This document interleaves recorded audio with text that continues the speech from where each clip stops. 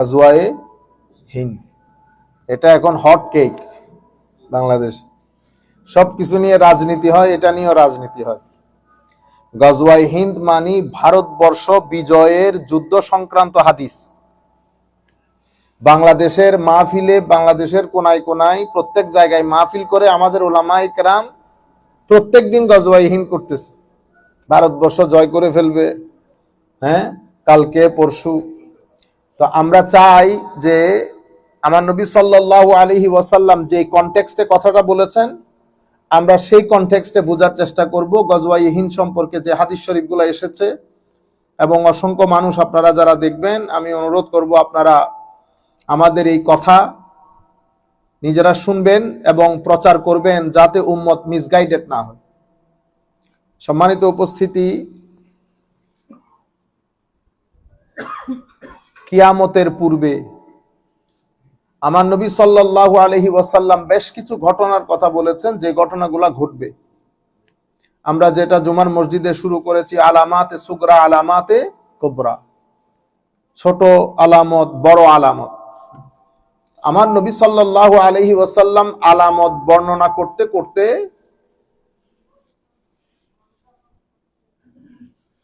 ভারতবর্ষ বিজয়ের কথাও বলেছেন। তবে এটা আজকেও না, এটা কালকেও না, এটা সময় যখন আসবে তখন হবে। তখন পৃথিবীর পট পরিবর্তন আমাদেরকে জানান দিয়ে দেবে যে এই গাজওয়ায়ে হিন্দ হওয়ার পথে, এবং এই ঘটনাগুলা ঘটবে কুরবে কিয়ামত, একেবারে কিয়ামতের আগে আগে, যখন হযরত ইমাম মাহদী আলাইহিস সালাম তশরীফ আনবেন, হযরতে ঈসা আলাইহিস সালাম তশরীফ আনবেন, বিশেষ করে হযরত ইমাম মাহদী আলাইহিস সালামের নেতৃত্বে। সেটা আগামী এক হাদিসে পাকের মধ্যে আমি বিস্তারিত আলাপ করেছি, আমি চাচ্ছি না এই জিনিসগুলো আবার রিপিট করি। আমরা ইমাম মাহদী আলাইহিস সালামের আগমন এই বিষয় সম্পর্কে বিস্তারিত আলাপ করেছি 2 পর্বে আপনাদের সিলেটেই। প্রায় আমাদের 3-4 ঘন্টার খিতাব আছে। এক খণ্ড বোধহয় সিলেটের হবিগঞ্জে করেছি, আর এক খণ্ড কুমিল্লা বরুড়া কামিল মাদ্রাসার মাঠে ওদের মাদ্রাসার সভা উপলক্ষে করেছিলাম। তো সেখানে আমার নবী সাল্লাল্লাহু আলাইহি ওয়াসাল্লাম এই সংক্রান্ত যে কথাগুলা বলেছেন, সেটা আস্তে আস্তে এখনো অনেক দেরি। সেটা 300 বছরও হইতে পারে, 500 বছরও হইতে পারে, 700-800 বছরও হইতে পারে। সিচুয়েশন তো এখনো পরিবর্তনই হয় নাই। ওয়েস্ট থেকে এখনো পর্যন্ত নেতৃত্ব কর্তৃত্ব ইন্ডিয়ার কাছে তো যাই নাই। এখানে তো পট পরিবর্তন হবে। চীনের মধ্যে এখন চাইনা ফাইট করতেছে, ইন্ডিয়া ফাইট করতেছে to come on to the stage.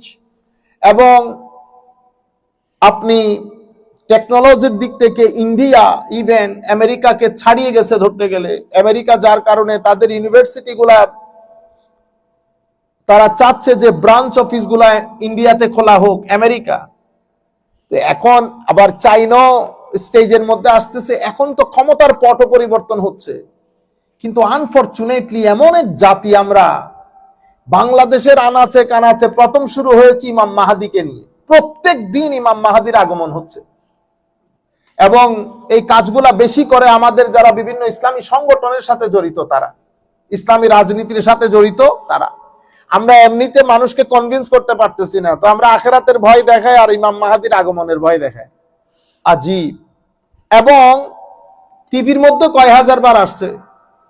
কিছু ইমাম মাহাদি পাকিস্তানে আসে, কিছু ইমাম মাহাদি আমাদের বাংলাদেশে আসে। ইন্ডিয়া এখনো ইমাম মাহাদি থেকে বেঁচে আছে। কিছুদিন আগে ইমাম মাহাদি তশরিফ আনছেন ইন্দোনেশিয়াতে। মানে ইমাম মাহাদির ছড়াছড়ি, ইমাম মাহাদির ছড়াছড়ি। আমরা হাদিস শরীফ গুলো আগে পড়ি। এই হাদিস অসংখ্য কিতাবের মধ্যে এসছে। ইমাম আহমদ ইবনে হাম্বল মুসনাদের মধ্যে বর্ণনা করেছেন, ইমাম নাসাই, ইমাম হাকিম, বিশেষ করে ইমাম নাসাই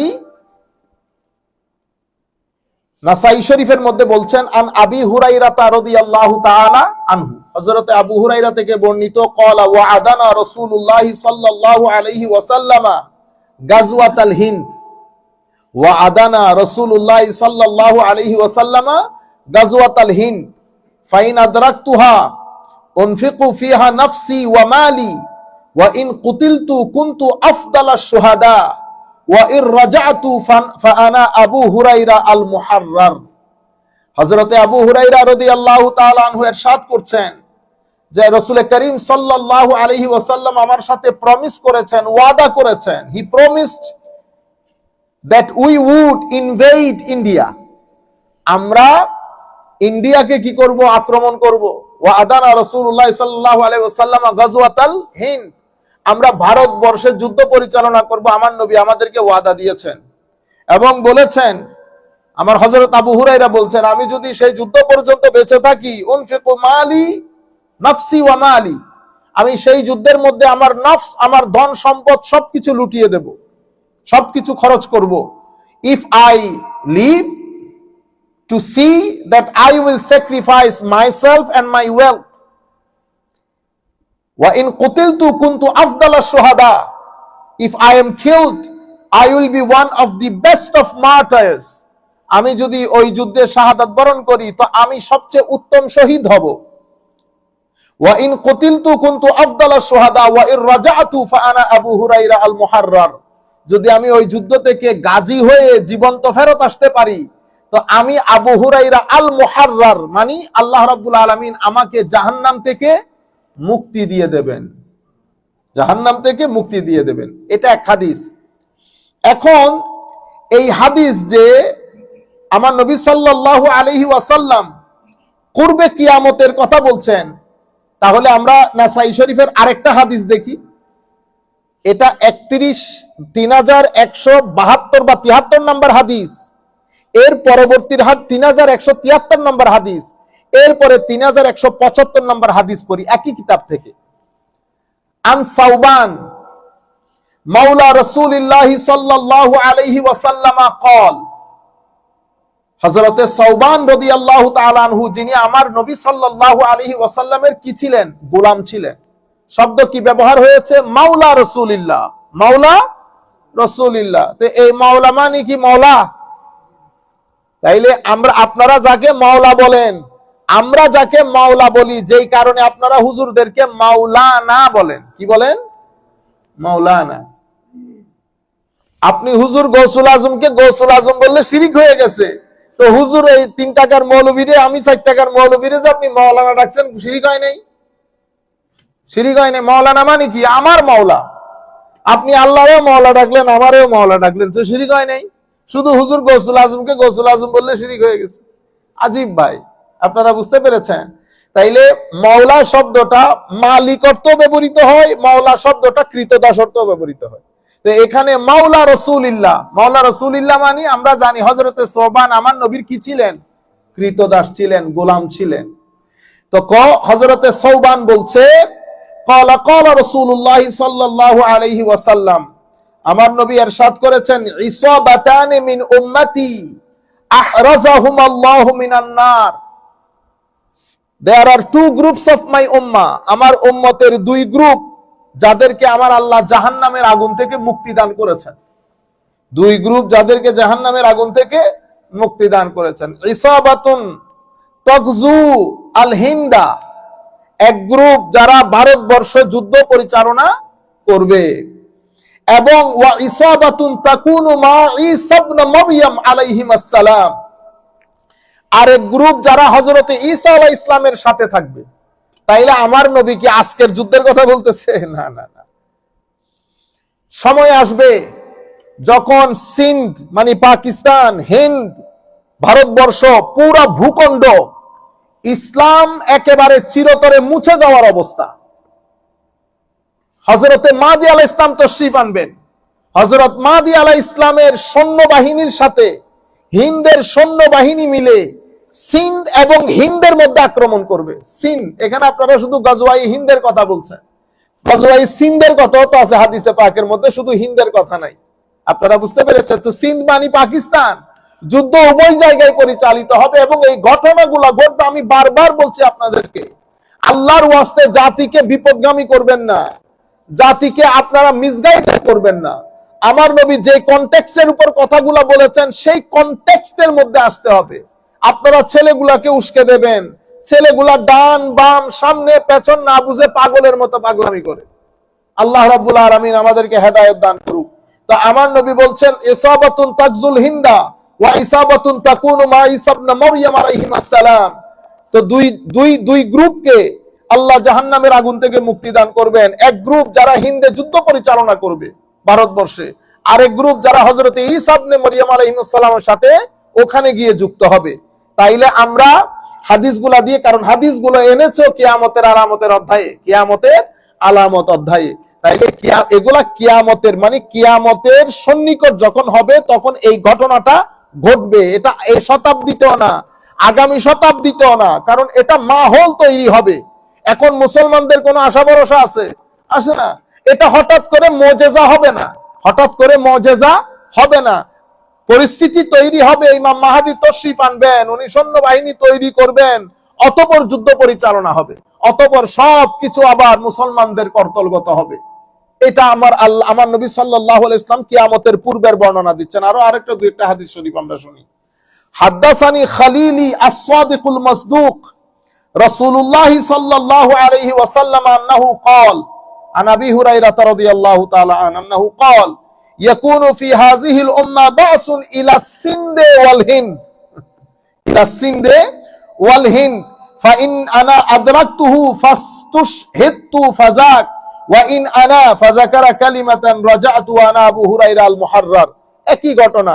হযরতে আবু হুরায়রা বলছেন, আমার প্রাণ প্রিয়, আমার প্রাণ প্রিয়, প্রাণ সখা আমার নবী মুহাম্মদুর রাসূলুল্লাহ সাল্লাল্লাহু আলাইহি ওয়াসাল্লাম ইরশাদ করেছেন যে ইয়াকুনু ফি হাযিহিল উম্মাহ বা'সুন, এই উম্মত যুদ্ধ পরিচালনা করবে, ইলা সিন্ধে ওয়াল হিন্দ, ভারতবর্ষ এবং সিন্ধু প্রদেশ অর্থাৎ পাকিস্তান, এই পুরা হিত্তার মধ্যে, আল্লাহর এই জমিনের মধ্যে আল্লাহর নাম আস্তে আস্তে মুছে যাবে। আবার নতুন করে এই জাতির মধ্যে গণজাগরণ তৈরি হবে ইমাম মাহদী আলাইহিস ইসলামের কর্মকাণ্ডে এবং নেতৃত্বে। তো ইয়াকুনু ফি হাযিহিল উম্মাহ বা'সুন ইলা সিন্ধে ওয়াল হিন্দ, সিন্ধ এবং হিন্দ, সিন্ধু প্রদেশ পাকিস্তান এবং হিন্দের মধ্যে, ভারতবর্ষের মধ্যে আমার উম্মত আক্রমণ করবে। তখন আবু হুরায়রা বলছে, যদি আমি পাইতাম, আমি শাহাদাত বরণ করতাম, যদি ফেরত আসতাম, তাহলে আনা আবু হুরায়রা আল মুহাররার, আল্লাহ আমাকে জাহান্নামের আগুন থেকে মুক্তি দান করতেন। তাহলে আমরা এই তিনটা হাদিস আপাতত করেছে, তিন হাদিসের মধ্যে আমরা কনক্লুশনে যদি যাই, তো এখানে আমার নবী সাল্লাল্লাহু আলাইহি ওয়াসাল্লাম কিয়ামতের পূর্বক্ষণের বর্ণনা, কিয়ামতের পূর্বক্ষণের বর্ণনা দিচ্ছেন। সেটা আমাদের ইমাম মাহদী আলাইহিস ইসলামের আগমন, আমার নবীর সমস্ত হাদিসগুলো যদি আমরা সামনে রাখি, এটা আগামী 400-500 বছরের আগে নয়, অনেক লম্বা সময়, বুঝতে পেরেছেন। এর পরবর্তীতে আন আবি হুরায়রা রাদিয়াল্লাহু তাআলা আনহু قال قال رسول الله صلى الله عليه وسلم وذكر الهند يغزو الهند منكم جيش يفتح الله عليهم حتى يأتوا بملوكهم مغللين بالسلاسل يغفر الله ذنوبهم। সুবহানাল্লাহ। হযরত আবু হুরায়রা ইরশাদ করছেন, আমার নবী বলেছেন, হিন্দের কথা, ভারতবর্ষের কথা উচ্চারণ করে, স্মরণ করে ভারতবর্ষের আলোচনাতে আমার নবী ইরশাদ করেছেন, ইয়াকজুল হিন্দা মিনকুম জাইশুন, তোমাদের মধ্যে, তোমাদের ভাইদের মধ্যে একটা দল সৈন্যবাহিনী ভারতবর্ষ আক্রমণ করবে, যাদের হাতে আল্লাহ ভারতবর্ষকে কি দান করবেন? ভিক্টরি দান করবেন, যাদের হাতে আল্লাহ ভারতবর্ষকে বিজয় দান করবেন। হাত্তা ইয়াতু বিমুলুকিহিম, এবং এমনকি শেষ পর্যন্ত, until they bring their kings in chain, শেষ পর্যন্ত যুদ্ধে শুধু বিজয় হবে না, তাদের রাজা মহারাজাকে শিকল বন্দী করে কার কাছে নিয়ে যাবে? হযরতে ফায়াজিদুনা ইবনে মারইয়াম বিশাম, ভারতবর্ষের রাজাকে বন্দী করে শিকল বেঁধে ইন্ডিয়া থেকে হযরতে ঈসা বিন মরিয়মের সাথে ওই দরবারে পেশ করার জন্য সিরিয়াতে নিয়ে যাবে। সিরিয়াতে আজকে নিয়ে যাবে, এই সিরিয়াতে। ইন্না লিল্লাহি ওয়া ইন্না ইলাইহি রাজিউন। তাইলে আমি এই চারটা হাদিসের মাধ্যমে আপনারা তো বুঝতে পেরেছেন আমার নবী সাল্লাল্লাহু আলাইহি ওয়াসাল্লাম কি বলেছেন, কিসের কথা বলেছেন। একটা হাদিস পাইলেন, বস বিসমিল্লাহ করে এটা ওয়াজ তাকরীরের মধ্যে গরম করতেছেন, এমন কেন করেন? হাদিস শরীফ আমার নবী এই বিষয়ে যা কিছু এনেছেন, আমি আরেকটা দুইটা বললে আপনারা বুঝতে পারবেন। ইমাম ইবনে কাসির সহ সমস্ত মুহাদ্দিসিন বলছেন, ওয়াকাদ গাজাল মুসলিমুন আল হিন্দা ফি আইয়ামে মুআবিয়া, মুসলমানরা হিন্দে আক্রমণ করেছে মুআবিয়া রাদিয়াল্লাহু তাআলা আনহুর সময়কালে। এখন এই যে গজওয়ায়ে হিন্দ, এটা কোন সময়ের গজওয়া? এটা কি হযরতে মুআবিয়া রাদিয়াল্লাহু তাআলা আনহুর সময়কাল, নাকি সুলতান মাহমুদ গজনবীর সময়কালের কথা বলেছেন? সমস্ত মুহাদ্দিসিন বলেছেন না, এটা সুলতান মাহমুদ গজনবীর সময়কালের ওই গজওয়াও না, হযরতে মুআবিয়া রাদিয়াল্লাহু তাআলা আনহুর সময়কালের গজওয়াও না, বরং এই গজওয়া, এই যুদ্ধ সংগঠিত হবে একেবারে কিয়ামতের আগে আগে করে, কিয়ামতের আগে আগে করে। ইমাম ইবনে কাসির ওনার আল বিদায়া ওয়ান নিহায়ার মধ্যে এবং অন্যান্য মুহাদ্দিসিনে কেরামও প্রায় একই কথাই বলেছেন। কারণ তখন পৃথিবীতে একটা বিশ্বযুদ্ধ লাগবে। সেই বিশ্বযুদ্ধে মুসলমানদের পক্ষ থেকে নেতৃত্ব দিবেন ইমাম মাহদী আলাইহিস সালাতু ওয়াস সালাম, এবং যুদ্ধের মধ্যে পানির জাহাজ যেগুলোর কথা বলা হয়েছে সেগুলোতে একটা মুসলিম দেশের মধ্যেও নাই। আমার নবী কোনো কথা রেখে যান নাই। এই জন্য বলে লাইলুহা কানাহারিহা, আমার নবীর দিনের মধ্যে রাতের কোনো অন্ধকার নাই, সবকিছু একেবারে ফকফকা আলো, ফকফকা আলো। আমার নবী কোনো অন্ধকার রেখে যান নাই। তাহলে মুসলমানরা ওই যুদ্ধ জাহাজ আবিষ্কার করে বানাইতে ফাইন্যান্সিয়াল এবিলিটি আরো শত শত বছর দরকার। তাহলে বিশ্বযুদ্ধ লাগবে। আপনি হাদিসের ভাষা দেখেন, عن معاذ بن جبل رضي الله عنه عن النبي صلى الله عليه وسلم قال الملحمة العظمى وفتح القسطنطينية وخروج الدجال في 7 أشهر। বিশ্বযুদ্ধ আল মালহামাতুল উজমা, দ্য গ্রেট মালহামা, যেটাকে আমরা ওয়ার্ল্ড ওয়ার বলি। তো এটা পৃথিবী একটা বিশ্বযুদ্ধের মধ্যে নিপতিত হবে। একদিকে কুফর পুরা দুনিয়া, আরেকদিকে মুসলমান ইমাম মাহদী আলাইহিস ইসলামের নেতৃত্বে।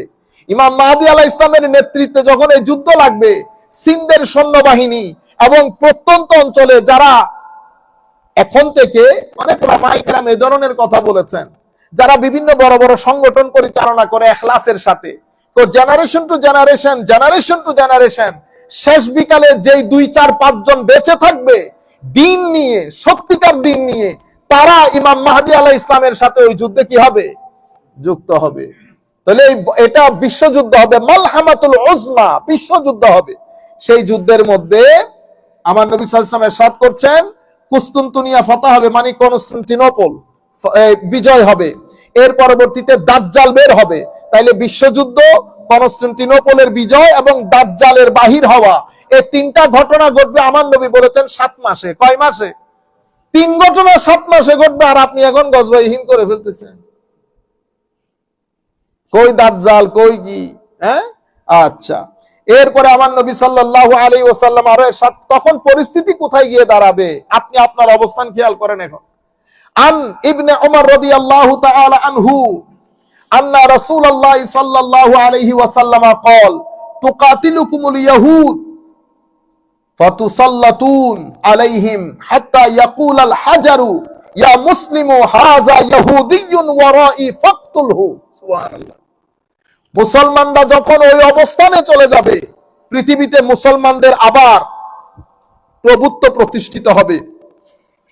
বিশ্বযুদ্ধের মধ্যে ইহুদিরা মুসলমানদের বিরোধিতা করবে, সেখানে সেই সময় মুসলমানদের নেতৃত্বে, কর্তৃত্বে ইহুদিদের ঠাঁই হবে না, পাথরের পিছনে গিয়ে আশ্রয় গ্রহণ করবে। আমার নবী হাদিসে পাকের মধ্যে বলছেন, ফাতুসাল্লাতুনা আলাইহিম, you will gain such control over them. তোমাদের কি নসিব হবে? প্রভুত্ব নসিব হবে, এমন কন্ট্রোল হবে, তারা যদি পাথরের পেছনে লুকিয়ে থাকে, পাথর বলবে ইয়া মুসলিম, হে মুসলমান আসো, ইহুদি আমার পিছনে আছে, ফাকতুলহু, তাকে হত্যা করো। আপনারা বুঝতে পেরেছেন? তো এগুলা কি আজকের কথা বলতেছে আমার নবী? কতদিন লাগে, কত বছর লাগে? অনেক দিন। কিন্তু আমরা আনফরচুনেটলি গত পরশু শুনেছি আমাদের প্রধান উপদেষ্টা ইউনূস সাহেবের যেই বলে সিলেকশন, এটা নবীদের মতো করে হয়েছে। এই সমস্ত বেগাইরত কতগুলা, মানে এগুলা লজ্জা শরমও লাগে না। একটা ব্যক্তি প্রতিবাদও করে না, লাখো মানুষ বসে শুনে গিলে, মানে এরা আমি বললাম বিনোদনের মতো। ইন্না লিল্লাহি ওয়া ইন্না ইলাইহি রাজিউন। আমি এইবার আমাদের ডক্টর এনায়েতুল্লাহ আব্বাসী সাহেবের আমরা ফুললি এন্ডোর্স করি এবং হুজুরের এই কাজটাকে আমরা অ্যাপ্রিসিয়েট করি। এভাবেই হওয়া উচিত। উনি তওবার জন্য উদাত্ত আহ্বান জানিয়েছেন, কারণ এটা তো কুফরি কথা বলেছেন। আমরা তো আর ওই ফতোয়া দিতে পারবো না, আমরা কোনো মুফতি টুফতি না। কিন্তু আমার খুব ভালো লেগেছে উনি তওবার জন্য আহ্বান জানিয়েছেন, 3 দিন সময় দিয়েছেন। আপনারা এগুলা কেন বলেন? কিসের নবী? আমার নবী আখেরি নবী। আমার নবীর মতো করে আপনারা ডিয়া কথাগুলা বলে ভিজা ভিজা আস্তে আস্তে করে, আপনারা বুঝতে পেরেছেন, খলত মলত করে ফেলতেছেন সবকিছু। আল্লাহ রাব্বুল আলামিন আমাদের হামি ও নাসির হোক। মনে রাখবেন, সমস্ত উগ্রতা, সেটা সেকুলার উগ্রতা হোক অথবা ধর্মীয় উগ্রতা হোক, কোন উগ্রতা কোন জাতির জন্য মঙ্গল বয়ে আনে না। যারা যেখান থেকে বসে শুনছেন, আমি বিনয়ের সাথে অনুরোধ করব আপনাদেরকে, আপনারা আমার মনে হয় উগ্রতাটা বুঝতে পারতেছেন না। উগ্রতা আমাদের সমাজের জন্য সেভাবে ধ্বংসের যেভাবে শরীরের জন্য ক্যান্সার ধ্বংসের। আপনারা এখন সেটা বুঝতে পারতেছেন না, 3 দিন পরে বুঝতে পারবেন। সুতরাং অনুরোধ করব, কোন উগ্রতা যেন আমাদের রাষ্ট্রে বা পৃথিবীর কোন জায়গায় জায়গা না পায়। আমার নবী সাল্লাল্লাহু আলাইহি ওয়াসাল্লাম এই উগ্রতাটাকে রুখে দেওয়ার জন্য হাদিসে পাকের মধ্যে বলেছে, আমি যদি এই খারেজি সম্প্রদায়কে পেতাম, আমি সামুদ গোত্রের মতো হত্যা করে পৃথিবী থেকে বিনাশ করে দিতাম। কি পরিমাণ আমার নবী হ্যাজার্ড ফিল করেছেন এদের জন্য। এই উগ্রবাদী যাদেরকে ধর্মের মধ্যে খারেজি বলে, ইনাদের নাম কি ছিল জানেন? আমি আপনাদের দৃষ্টি আকর্ষণ করি। ইনারা নিজেদেরকে বলতেন আসহাবুত তাওহীদ ওয়াল ইতিদাল। আপনি না, আমি বলতেছি খারেজি, ইমাম বুখারী বলতেছে খারেজি, ইসলাম বলতেছে খারেজি, কিন্তু তারা নিজেদের নাম দিত আসহাবুত তাওহীদ ওয়াল ইতিদাল। এরা হচ্ছে তৌহিদপন্থী মডারেট মুসলিম। খারেজিরা সারা, এটা আমি আজকের কথা বলতেছি না, আমার নবীর জামানার কথা বলতেছি। তাইলে নিজের নাম দিয়েছে আসহাবুত তাওহীদ ওয়াল ইতিদাল, কিন্তু ইসলামিক হিস্ট্রি বলতেছে এরা খারেজি। কারণ দিন থেকে কি হয়ে গেছে? খুরুজ হয়ে গেছে। তিলাওয়াতে কোরআনও ছিল, নামাজ দোয়া ছিল, তাসবিহ তাহলিলও ছিল, সব ছিল, কিন্তু দিন থেকে খুরুজ হয়ে গেছে। সুতরাং রাষ্ট্রের মধ্যে, কোন রাষ্ট্রে, কোন ঘরে, কোন ছেলে মেয়ে আমরা যেন উগ্রতার দিকে চলে না যাই। এক আজীব, রক্তের প্রয়োজন হলে রক্ত দিয়ে দেব, রক্ত দিতে কেউ বলে না। ফজরের নামাজ আইসা জামাতে পড়েন, আগে ফজরের নামাজ জামাতে পড়েন, দেখি পারেন কিনা, দেখি 1 সপ্তাহ মিথ্যা না বলে পারেন কিনা, দেখি ধৈর্য ধারণ করতে পারেন কিনা, দেখি নিজের টাকা পয়সা থেকে পরিবার পরিজন আত্মীয় স্বজনকে সহযোগিতা করতে পারেন কিনা, দেখি মানুষের সাথে সৎ কথা বলতে পারেন কিনা, দেখি আমানত রক্ষা করতে পারেন কিনা। আমানতের খেয়ানত, অভদ্র আচরণ, অহংকার, হিংসা, মানুষকে সহযোগিতা, রক্ত লাগলে রক্ত দেব, হুসাইনি সৈনিকরা রাস্তায় আছে। হুসাইনি সৈনিক? ও আপনি ইমাম হুসাইনকে চিনেন রাদিয়াল্লাহু তাআলা আনহু? এগুলা হচ্ছে আমরা আপনাদেরকে বলে বলে কি করি, একটু উস্কাই দেই, দিয়ে আমি বাসার মধ্যে গিয়ে চিকেন ফ্রাই খাইয়া শুয়ে পড়ি।